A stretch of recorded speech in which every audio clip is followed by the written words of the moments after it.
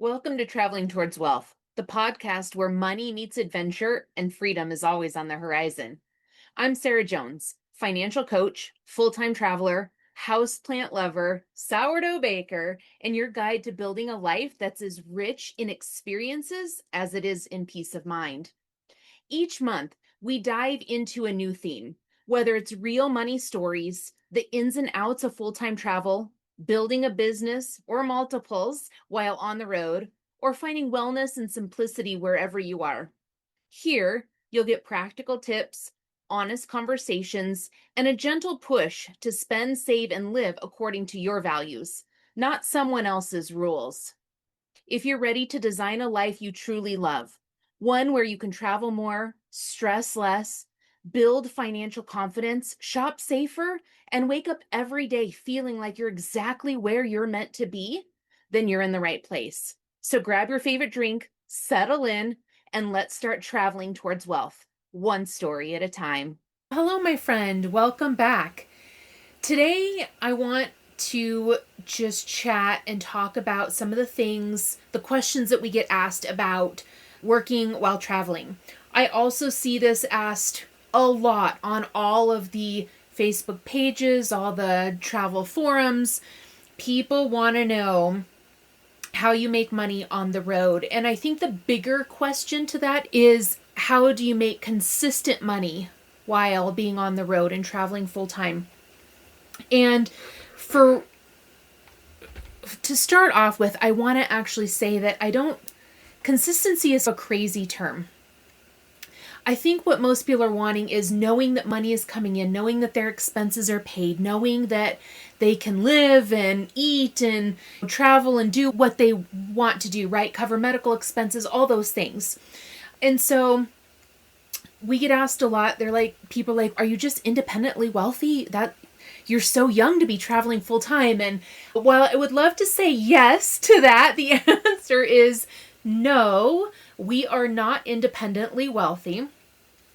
So I want to share what it is that we do while on the road. And I want to share, some other options, some things to think about. First off, what do we do on the road? This might take a minute because we do a lot of things. I've said in previous episodes that for me, money is important. I am a money coach. I help people have learn how to make their money work for them. I teach people how to use their money in a way that actually feels good, how to organize it and spend it and save it and invest it and give it and, create it. So money is a big part of our journey, and I definitely want to make more money. But I'm not motivated by money itself.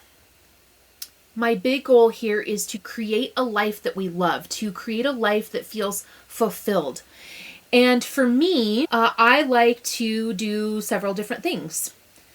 And so part of that fulfilled life means, having things to work on, new adventures, new ways of creating money, all those things.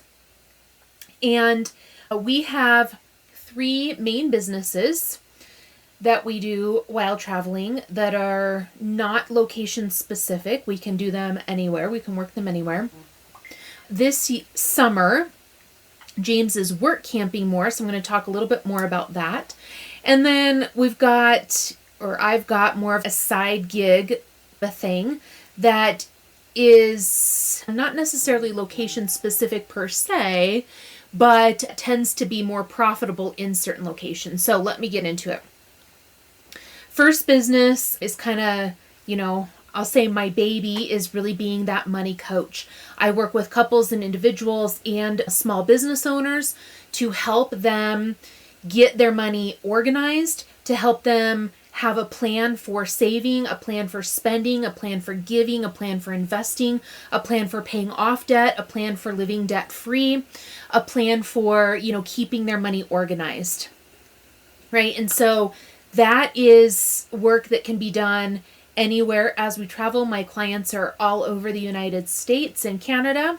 And so that's really nice to have that ability. And that business was started before we went on the road. So it was already established before we started traveling.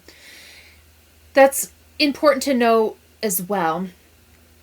Second business is I have been a marketing executive with a U.S. manufacturing company, my wellness store, for just over 19 years.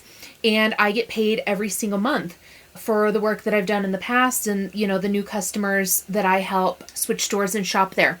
I also mentor other people that want to do that as well. And so that is a very lucrative and very flexible business, but also can be done no matter where we're at on our travels. And that also, again, was established before we went on the road.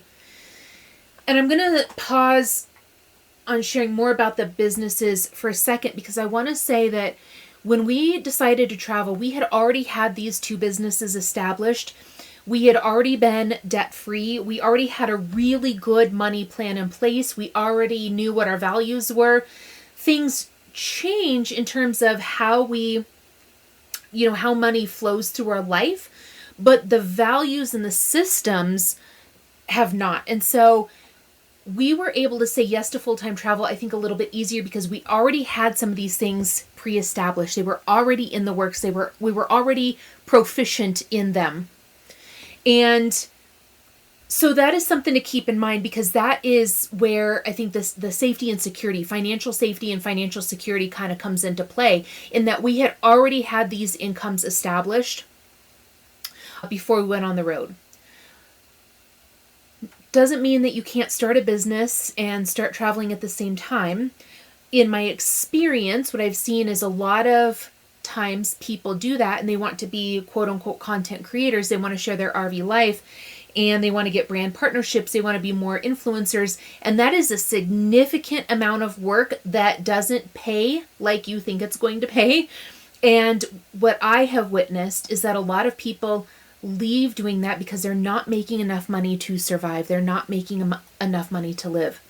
And while it sounds like it would be glamorous, in my experience in witnessing and having conversations with other full-time RVers, they're not making enough to feel that safety and that security. So take that as you will. I think if you've got an established business beforehand, I think it can make traveling a little bit easier because you already have that income established. And so transitioning, if it's a business where you can work remotely, that you do have more location freedom, then traveling may or may not be quote unquote easier, right? It might give you some more options. Our third business is the metal prints. So people send us their favorite photos, digital artwork, graphics and such, and we print that on metal and then ship it out. This business was started after we went on the road, so we have purchased all the equipment since we've been traveling. This is also location flexible. We can print anywhere and we can ship anywhere. We have found that online sales are very minimal. We have more sales when we are connecting with people in a specific location and doing like farmers markets or like craft shows, those types of things. So it can be done anywhere. We do get online orders, so we do print and ship anywhere, but it's been more lucrative when we've been more quote unquote location specific. So like a farmer's market at a specific location. James is work camping. So what that means is we've not really done a lot of this since we've been on the road 4.5 years now. So we're trying it out, seeing, do we like it? Do we not? What are the benefits of it? What are the downfalls of it? So we are at a park in Idaho right now, and he is currently contracted to work 20 hours a week, and that covers our spot and our electricity. So our cost of living is greatly reduced, $500, $600, $700, $800 a month that we will not have in expenses because we don't have, an RV spot rent or electricity while we are here. And then he is working over in between 20 and 40 hours a week for pay. And so that's really nice because not only then are we getting our spot paid for and our electric for free, quote unquote free. He is putting hours and time in, so it's not free. He is trading his labor for those things. So it's not free, but they're covered. And then additional pay per week while we are here. So that is also helpful because we are reducing costs and increasing income. We are scheduled to be here for only about 6 weeks. In my experience, from the research I've done, most work camping gigs are about 4 to 6 months, or that's what they're really looking for. But this is a smaller park. Long story short, new owners trying to get it revamped and cleaned up, and so they were very appreciative of just the 6 weeks that we had available. We are leaving Idaho and then going straight to South Dakota to work the Sturgis Motorcycle Rally. We will be there for about 8 weeks work camping. James will probably work more than I will because I do have the businesses to run, but I'm going to put in as many hours there as I can. Again, space is provided at no charge for us in exchange, for working. Same, electric is covered by the employer. And then we will make hourly wages for the time that we're there. So all in all, we'll have about 14 weeks or so this summer of reduced living expenses and wages on top of it. So that's work camping. Again, all work camping gigs are a little bit different. There are longer stays, there are shorter stays. This just worked out for us because we knew we were going to work Sturgis, and so this 6 weeks here in Idaho, it just worked out with our time frame. And then after Sturgis, we have a couple of industry rallies that we're going to, so I don't know that there's going to be a whole lot of work camping in the midst of that. We're still feeling that out to see what happens. So that's always an option. You can also, there are a lot of places, especially if you're in like Arizona, if you're in Florida, Georgia, Alabama, Mississippi, I would assume, Nevada. There are quite a few, California is another one, quite a few places, especially during like peak season, which is quote unquote snowbird season. So like the winter season, there are so many places that are looking for part-time help. And so if you're traveling, you don't have to like work camp per se at the RV park. Now, if you get reduced living expenses and pay, that's awesome. But I would encourage you to think and look outside of the box on that. There are a lot of places that will hire part-time work or full-time work while you're in the area. So if, are planning on being there for 6 months already because you're staying the winter, or 4 months because you're staying there, then go look for a part-time job. I always say be honest and upfront with them. A lot of times in those places, their needs increase because population increases. And so they are more than happy to hire you just for the season. James does that when we're in Arizona. And so he worked for a golf cart place this last winter, and they said, hey, when you get back in November, we would love to hire you back. And so that's a for sure deal. That's awesome. He loved being there. And so while that doesn't reduce our cost of living, it provides an increase in income. So that's creating more money for us, right? So another way is there are people that have part-time and full-time jobs that are remote. Some customer service, some IT, all kinds of things, scheduling, data entry, in all areas, engineering, like everything, right? And a lot of times people that have that flexibility, they choose to travel full time. So that gives them, their pay each week or each month, whatever. A lot of times then they will have their benefits and such on top of that. And so there are a multitude of ways to earn money while traveling. What I discourage people from doing is, I think there's this, like, maybe call it a fine line of, just taking a leap of faith and stepping out and finding something. I think that can happen. But have a plan in place before that. Know how your money flows in and out of your life. Have a good money plan. Know what your, living expenses are before, you kind of take that leap of faith and go to travel.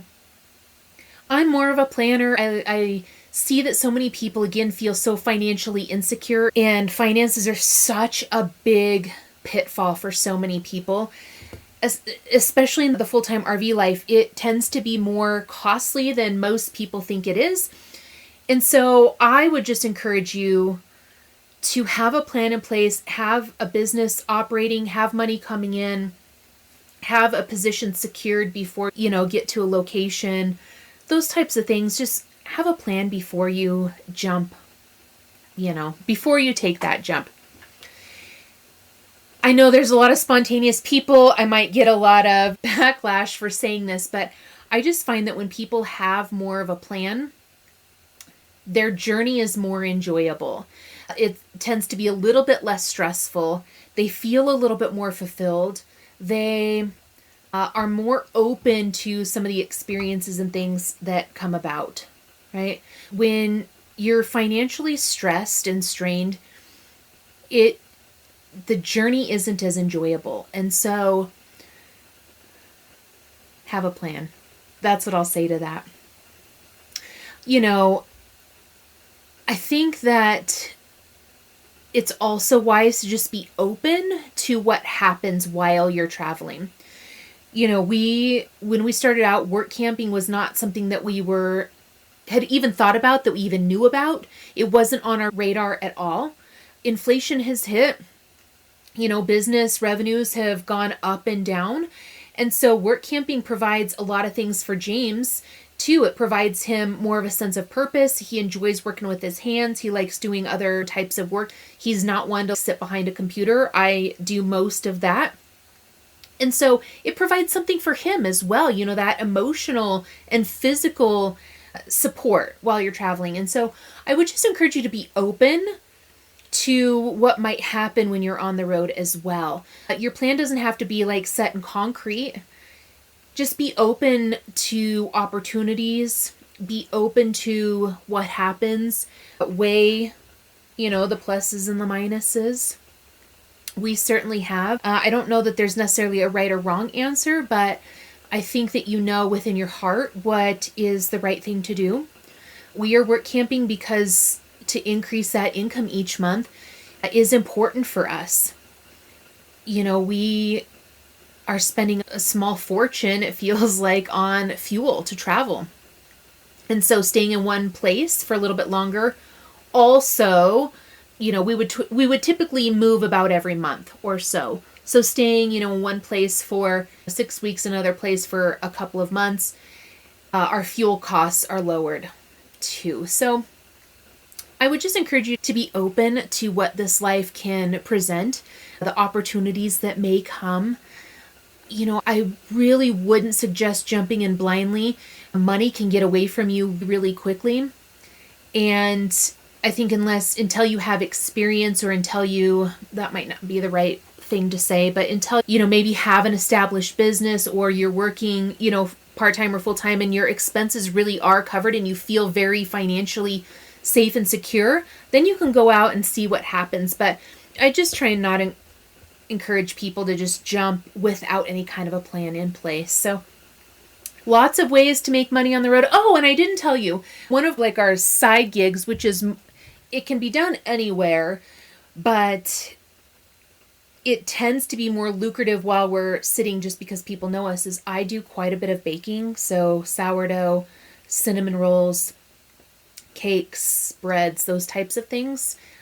And when we were in Arizona, I was making about $500 a month just in, some extra funds just by baking each week for orders. And so while I can do that anywhere, it tends to be a little bit more lucrative when we're, location specific, where people know us and, where we're sitting for a while, to just be a little bit more established. So lots of ways to make money on the road for sure.